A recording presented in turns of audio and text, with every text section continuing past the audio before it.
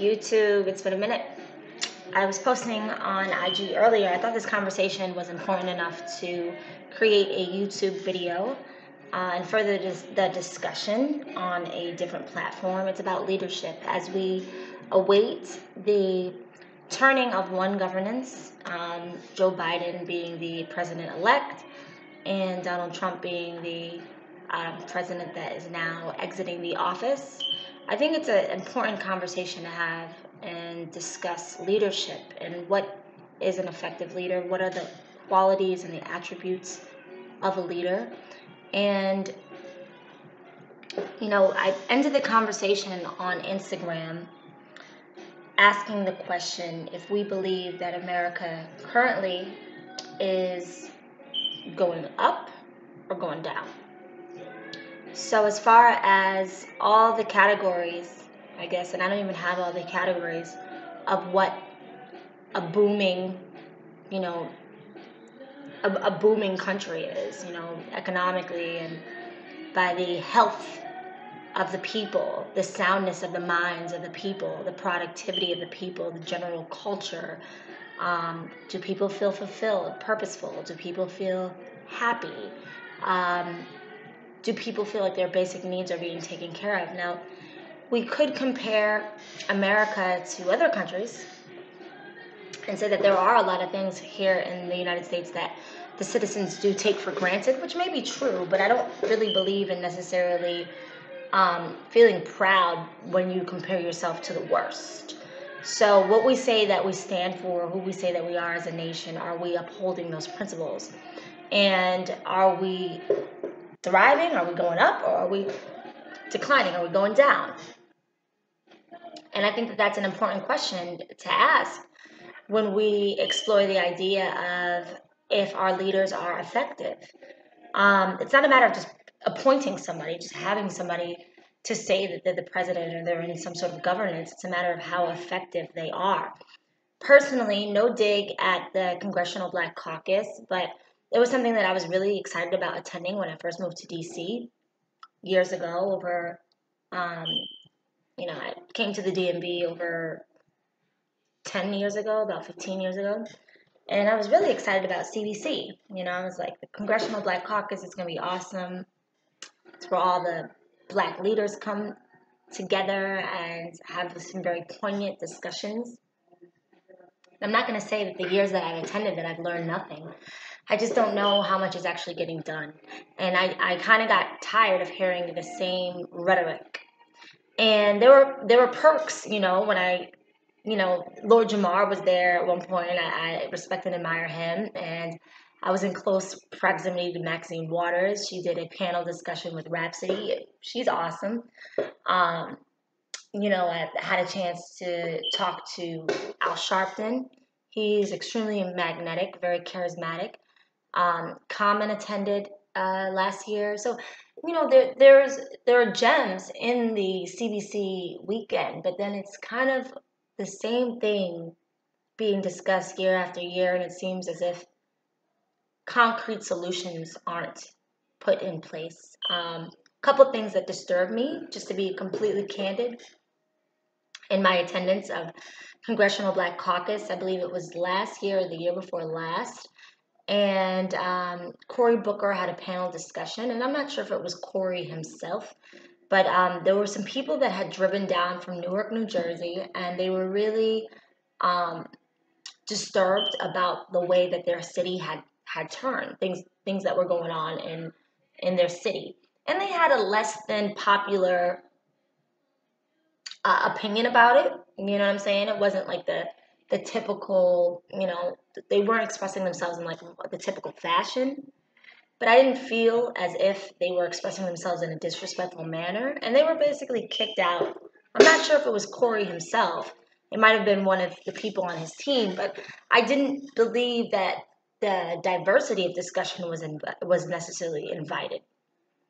And so in order for us to have like a real conversation, to me, you need to have people who believe differently, think differently, and are willing to provide opposition to the masses, the groupthink, and challenge things, because especially if things aren't really getting done, it is important that different vantages are expressed, different perspectives are expressed.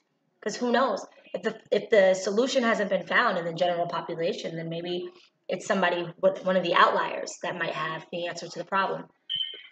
And we can't be afraid, and we can't run away from things that make us feel uncomfortable, conversations that make us feel at ease. Because work doesn't get done if we're continuously running away from conversations that make us feel uncomfortable. Um, Another thing that I kind of, I went to a panel discussion with Van Jones, who I like, and Meek Mill was also there. I think that this was last year. And they were talking about the prison industrial complex. It was a very well attended panel discussion, and I have somewhat of an issue with some of these rappers who do promote things that get people in jail, but then in the same time are fighting against the prison industrial complex. But that's another conversation for another day. But I guess it relates to some degree. It's like, I've said this before. I like a leader with a little bit of dirt under their nails. I don't. Maybe it's because of my dad. I don't like somebody who's telling me something to do and they've never been through the things that I've been through. Like, I like somebody who's like kind of been through some stuff. For me, that's attractive, right? I like somebody who's like, they didn't just walk a narrow like line. They went through the fire a little bit and they came out on the other side. Now, what I will say is, okay, when we talk about effective leadership, we have to talk about some of the greats. So we talk about Malcolm X. Me, my dad, I'm a daddy's girl, I love my dad, who knew Malcolm very well. He was sort of like an apprentice of him, and had a lot in common with him as far as their background. I'm not going to put my family business out there, but my dad was in the streets. My dad's from Jamaica, Queens, New York. And my dad was a wild guy before he found Islam, before he converted to his religion. He was a street guy. He did street things and got into the jazz culture and all that entailed. And thank God he found God, because he ended up totally changing, after he became religious. And that's similar to Malcolm. If you know Malcolm's story, if you study Malcolm's life, you read his book, the man was out there. He was a street guy. A lot of these men were street men. And some of them were even like effective leaderships before the dark side, because I have a theory of that, where it's like, if you are a boss, period, you could be a boss working for good, or you could be a boss working for bad, right? But you're still a boss. Like, you still have characteristics of leadership. You still are a dominant force. But it's how do you use your force? How do you use your power?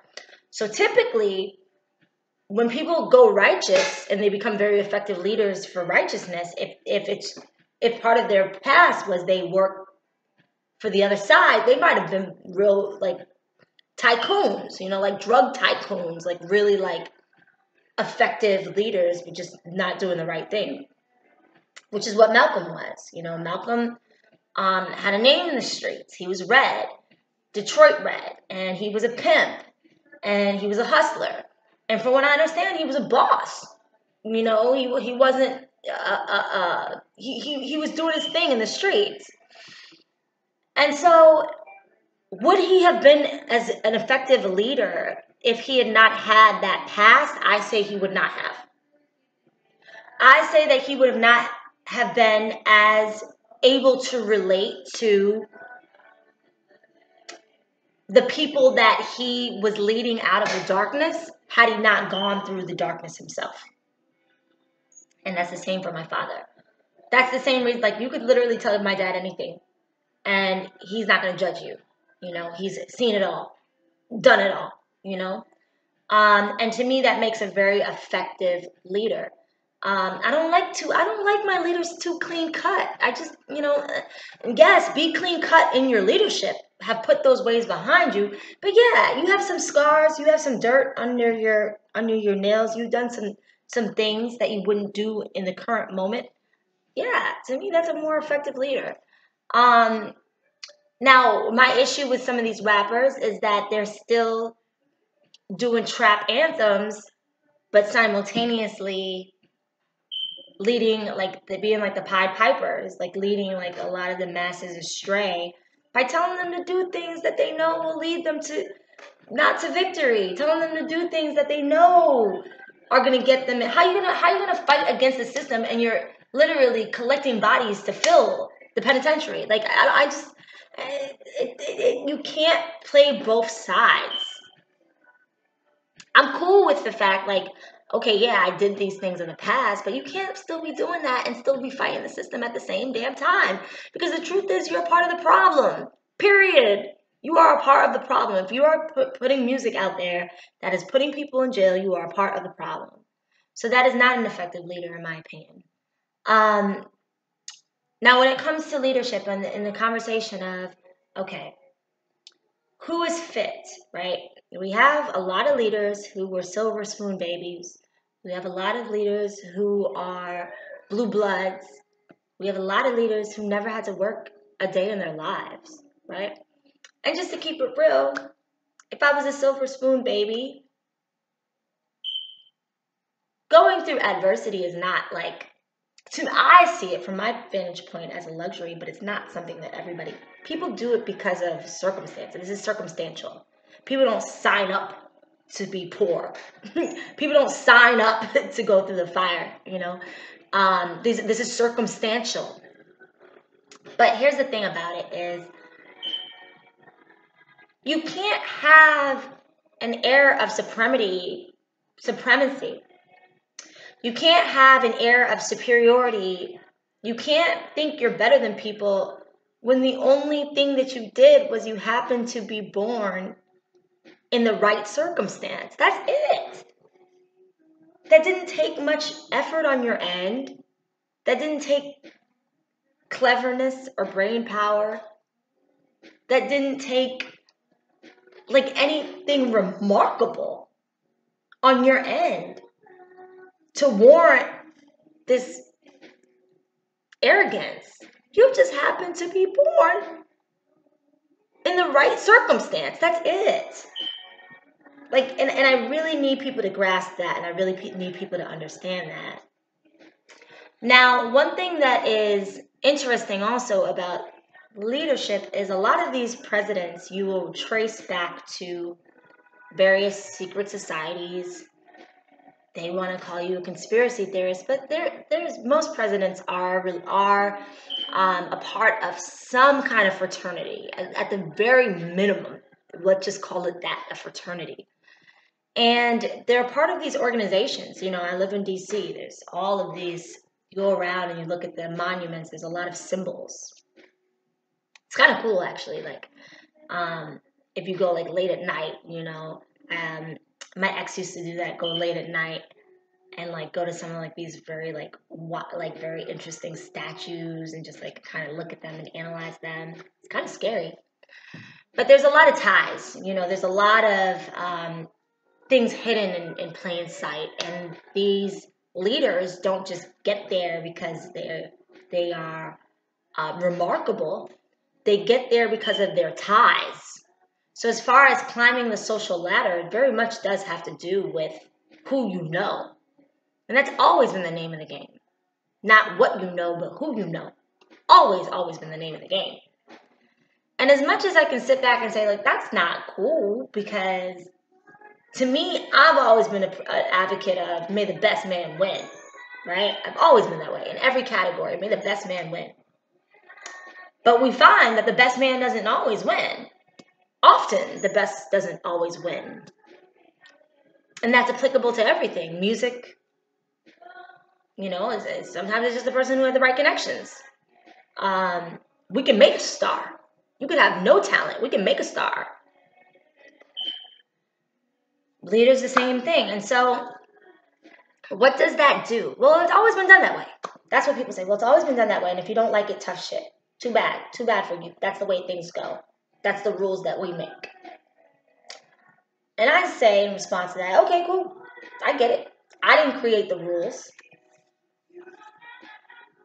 I didn't create the culture. I didn't create the way that these things go. But I must ask, how does it work? Is it working well? I think that's a fair question, right? I didn't create the rules, but are the rules working? Do these things work well? You can call me the bad guy, you can call me the villain, you can call me the target, you can call me the outlier, the black sheep. I think it's a very logical question. I didn't make the rules, but do the rules work? I would say, from an objective perspective, that no, the rules don't work. The rules may work for a very small percentage of people, but for the general population, the rules don't work. Why do I say that? Well, we used to be known right in my lifetime, right before my eyes, within my lifetime, we've gone from a country that was seen as the boss, as a superpower, to now we are like vilified. And I mean, really our history, we've always kind of been the villain, but our international reputation is mud. People don't want to rock with us. You know what I'm saying? People don't really want to rock with America like that anymore. And even economically, we're not the superpower that we always were. You know, so in my opinion, we're on the decline. And why is that? Well, the rules don't work. That's why. The leadership doesn't work. The governance doesn't work. So, you know, we always have to keep that in mind. And if we say that the greatest good of the people is really what the conversation is all centered about, is all about, then it's time for us to be able to have a new discussion when it comes to leadership. So in my opinion, what are the components of a great leader? Well, like I said, I think that a leader needs to understand the plight of the people. If we just take it numbers wise, and the general population is this, that, this demographic, blah, blah, blah, blah, blah, blah, blah. I stated this in my conversation about feminism and womanism. Well, if the world is 50% women, then why don't we have 50% women governance? Nobody's saying female domination. Nobody's saying that every single nation should have a female president or a female leader, you know, a woman, that women should take over entirely. We're just simply saying that if we make up 50% of the population, then we should represent 50% of the governance. Like, I think that that's fair. And I think that that should be applied to every single demographic, to Latin, to Asian, to Black. If Blacks are making up 13, 14% of the population, there should be 13, 14% of leadership, so on and so forth. And it's not, it's exclusive. And this is where I guess it kind of gets a little bit more complicated. It's not exclusive just to skin color or ethnicity or nationality. It's also mentality. What's the good in having, you know, every single nationality represented, but they all think the same? No, I need diversity in every way. I need mental diversity. I need people who have opposing views. I need people I need the plethora of what we embody as a people represented. Why do I have such a part of my heart for somebody who's been through the fire? Why do I look at that as a huge component of what makes an effective leader? Well, not just because of Malcolm X and my father. Yes, that's a large part of it. But from my personal experience, going through poverty, growing up in affluence, going through poverty, having that comparison where I can say, yes, I was in a lot of affluence for 20 years of my life, and then I was in a lot of poverty for, 10 plus years of my life. Like, having that experience all in one has made me have a different perspective, has broadened my horizon, has made me think differently. Growing up in a white neighborhood, as one of the only Black families, has made me very comfortable talking to anybody. I don't have any seed of an inferiority complex. I'm very comfortable. You could be 3 times my age. You could be a male, a white male. You could have grandchildren. Um, I'm gonna look at you straight in your eyes, and I'm gonna talk to you just like I would talk to anybody else. And I'm not gonna sugarcoat anything. I'm not going to, none of that. Um, I grew up around people, so I don't have a big question mark of what that other culture may be like.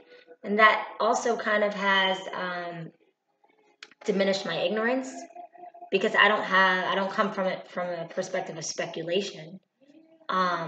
I grew up around, people that don't look like me, so I kind of know that we're very similar. And what the main similarity is that we're all self-interested. Generally, we all we all look out for ourselves, to varying degrees, but generally, I would say, the standard. Another thing that adversity brings is, I've worked for some really crappy bosses, and when I had the opportunity to work for a really thorough boss, I was like, okay, now I know this is how things are supposed to get done versus the way that I've seen things done in the past. Part of the thing that when you say, okay, well, this is how things have always been done, nepotism, friendships, not what you know, who you know, all of those things, is that you essentially will cut your nose to spite your face. And that's in every capacity. That's in leadership, as far as presidents, Congress, every leadership position, as well as your business, right? I would not necessarily hire my best friend to run my business just because that's my best friend. You may be a great friend to me and you may serve me as a friend, but when it comes to running a business, that might not be where you shine. And so I would not put my friendship before my business. You know what I'm saying? You should be able to kind of segment these things, compartmentalize these things.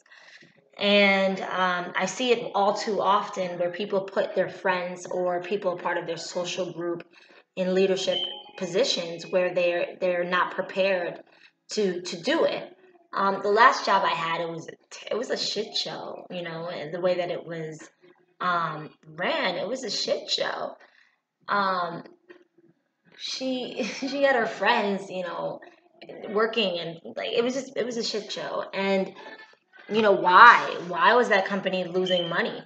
Why was that company not flourishing? Well, look at the leadership, and look at the decisions that they make. Also, it's a certain level of maturity that you have to have in order to be a leader. You know, a leader should be confident where they're not easily threatened. For me, I would have no issue if I'm running an establishment.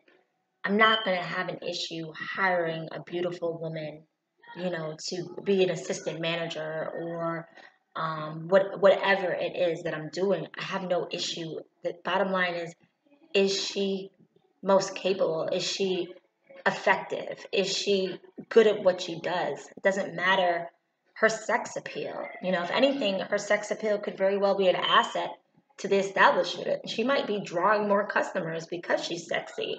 So, I've watched people literally cut their nose to spite their face by their own issues, their own complexes, their own jealousy, their own insecurity. Well, you just got rid of your shining star because that star was outshining you. And so when we talk about being a boss, we talk about businesses, and we talk about putting people in place. If I put you in place to be recruitment, or I put you in place to be someone who's hiring for me, know that your salary and the security of it is for you to do your job and hire the best person for the job. I'm not asking you to filter it through the lenses of your insecurity, your jealousy, your complexes, your inferiority complexes. And that's not what you were here for. You're filtering it through the lens of what is best for my business. Period. And so we have that all too often. I see that as far as why companies fail, why businesses fail. Hiring, insecure people, jealous people, people who lack integrity is really, going to get your business. It's going to cause your business to be, to be the down. It's going to be the downfall of your business. Um, why is it also important to? I like someone who's been through some things. Well, there's going to be good days and there's going to be bad days, and that's inevitable. That's life. There's always going to be times that are great, and then there's going to be times where business is not so great. And is that person going to be emotionally capable of handling when the things are not so great, right? My last boss, she would show up a couple days a week, and she said that she had been working for the company for a really long time, so I guess she felt like she earned the right to do what she did. But she set up a policy, where there was no drinking allowed at the establishment, but every Thursday night, Friday night, Saturday night, she'd be on her laptop with her martinis, I mean, martini after martini after martini. Even to the point where I had a question for her one night. I think it was a Friday night, and another manager said, "You can't talk to her right now. She's a little buzzed. She's had a couple too many." To me, that's unacceptable. Um, I don't drink. I don't smoke. I don't do any kind of drugs whatsoever. I want it. I don't want it to the point where I'm willing to do anything for it. But I want it to the point where I'm willing to discipline myself to the extent to be the best me, period. Which, of course, would make me the best person for the job. Part of my incentive was the fact that I've worked for so many crappy bosses that have had substance abuse issues. And not being in their right mind led to such poor discretion.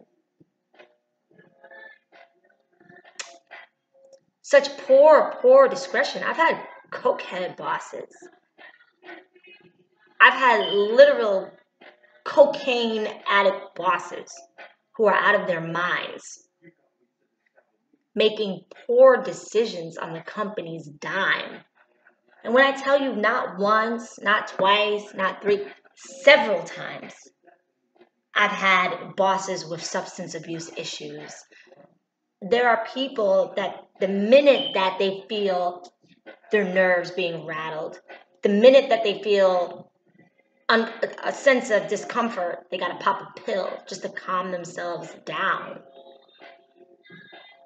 I personally would not hire that person. That would not be my selection of somebody that I would want to lead my business or my establishment. Why?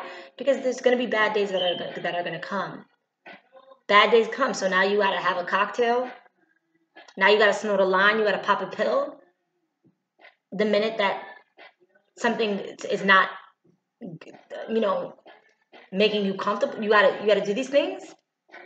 Now we've got an addiction problem. Now we've got, I've seen the worst. I've seen managers who are stealing from the owners, and literally getting rid of like the honest people inside of the establishment just so they don't get caught stealing, So, bottom line is, if you really want to see your business thrive, you really want to see your business flourish, you're going to put people in place who are not going to be a liability to you.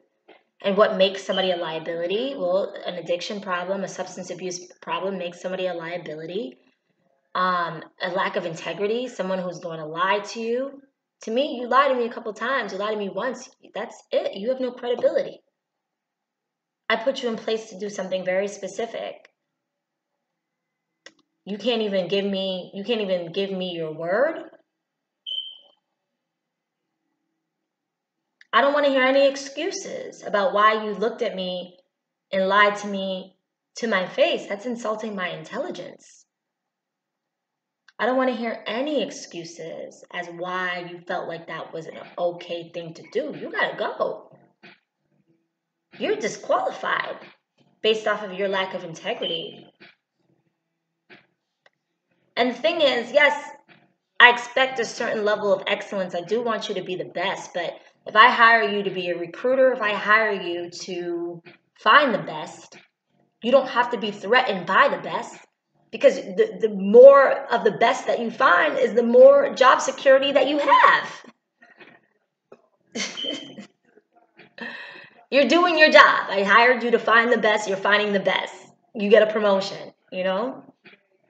I'll think that you're sabotaging me if you're not hiring the best. If you're deliberately trying to get rid of my shining star, the person that's giving, my clients the most satisfaction, that's going above and beyond, the person that is honest, that doesn't steal from me, the person that all my guests adore, the person that is making me the most money through their sales, and you get rid of that person or make their job harder, I'm thinking in my mind, if I'm the boss, you're trying to sabotage my business. And that's a no-no. That's definitely a no-no. Why is it also important that the person that I hire has had a little bit of life experience? Well, part of being someone who's actually had to work hard for what they've had, and somebody who has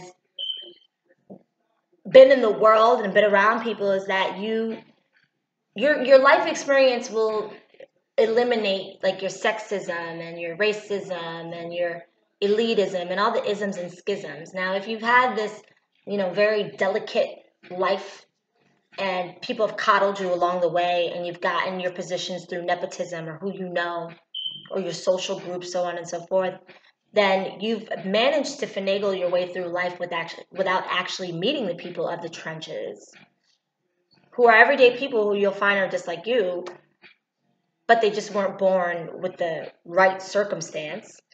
And you are more prone to be a liability. Why? Because of your ignorance. Because you've never had a black friend or a Latin friend.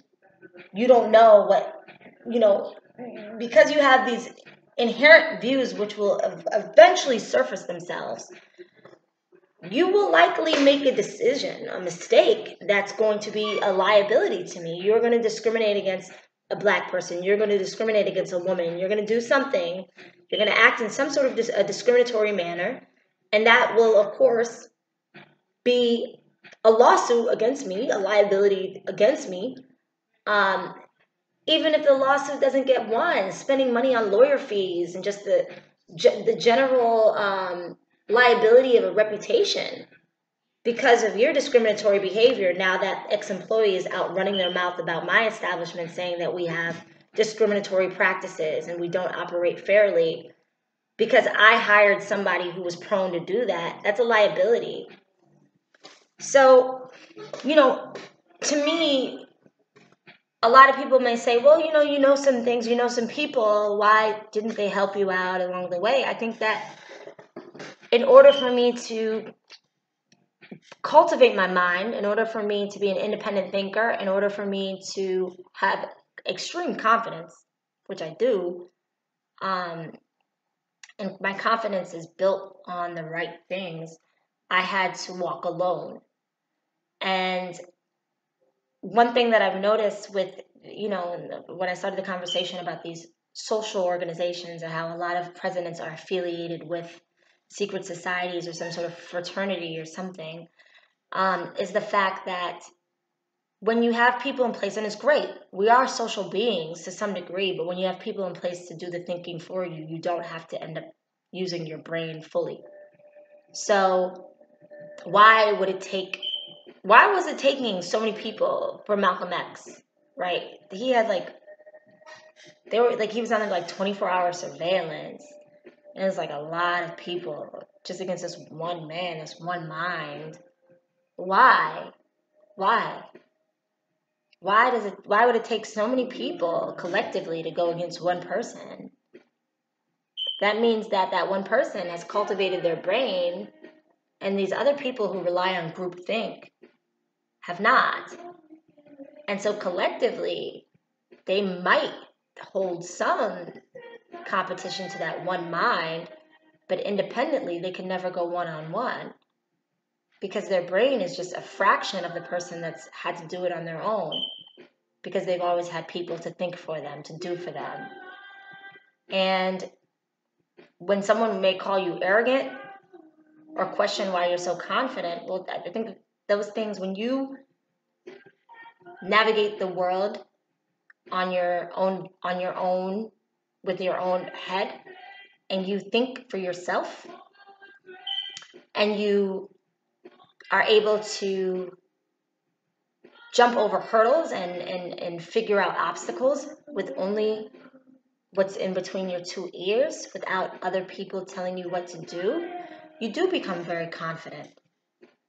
You become very confident in yourself, because you know, wow, this one brain got me here, got me there. I can do this, I can do that, I can do this. Rather than always having to rely on a group to think for you. And I believe in marriage. I think it's a beautiful thing. But even, as a single woman, not having a husband to pay for your bills, or not having a husband to support you in a lot of different ways, you end up having to figure out how to do things for yourself. And that's what contributes to your confidence. And so when you see people who are very insecure, who are very easily threatened, it shows to me, it's a red flag that these people have typically been supported, always had people around to think for them, because the idea of them having to stand alone is terrifying. And then the idea of them having to go against you one-on-one is, they're incapable of it. They never could. They can never, ever, ever, ever go against you one-on-one, ever, ever, ever, ever, ever. And so, that's part of, the hindrance, I think, and it depends on really what it is that you want to gain out of life. What is your ultimate goal? If your goal is self-mastery, you're going to have to take a journey on your own at some point. And I expect that of my leader. I don't find it great that, my dad went to Vietnam. My dad was in Nam. And a lot of these leaders found some sort of an excuse. Like, how you the president, but you never served your country. You never put your life on the line, but you're demanding other people do. And I've been in atmospheres, with leaders who talk about stupid stuff. And that's the reason why you'll always be able to distinguish like a thoroughbred versus like a novice or like a neophyte, because it's like when you've been through some real stuff, you don't really have the desire to talk about like petty things, like stupid shit, gossip, and people's business. Like, it's just evident that you haven't been through anything when that's where you are that's what you are focused on. That's where your attention is going towards. You haven't been through anything. And that's fine. You know what I'm saying? If that is what you want out of your life, that's fine. But don't go against the person who's been through the trenches, because you're going to get eaten up every single time. There's no question. One-on-one, at least. One-on-one.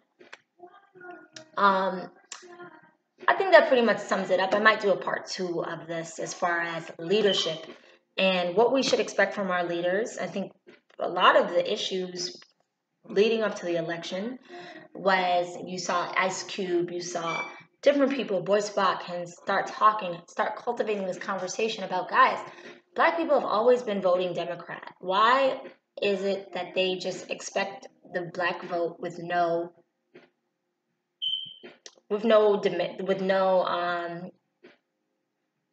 tangibles, with no reciprocity? Why is it that you feel like we're just going to vote for you and not give us anything? That's not really how things work in America. Nothing's set up that way. Everything is give and take. I get something out of it, and you get something out of it. It's always been that way. The only relationships that I know that aren't that way are a parent-child relationship. But even then, I tell you what to do as your mother or as your father, because I support your livelihood. You eat every day because of me, So why would this be any different? Why would we ever allow somebody to tell us what to do that's doing nothing for us. I don't understand it. I don't get it. And so I felt like it was time for us to have a new conversation. And I did not, I don't know if CBC weekend even happened because of COVID, but I intentionally said last year I would not be going to Congressional Black Caucus. I'm not going to say never again in my life, but after last year, I said, I will not. I deliberately said I would not be attending Congressional Black Caucus weekend this year, 2020. So for people to shun them, be mad at them for actually telling people to actually demand something for their vote is beyond me. It's something I don't understand. And bottom line is it's never something for nothing. It's always a give and take. It's always a relationship of reciprocity. So moving forward, when we discuss leadership, I think that really should be the basis of the conversation. I might do a part 2, but until next time, you too. Peace.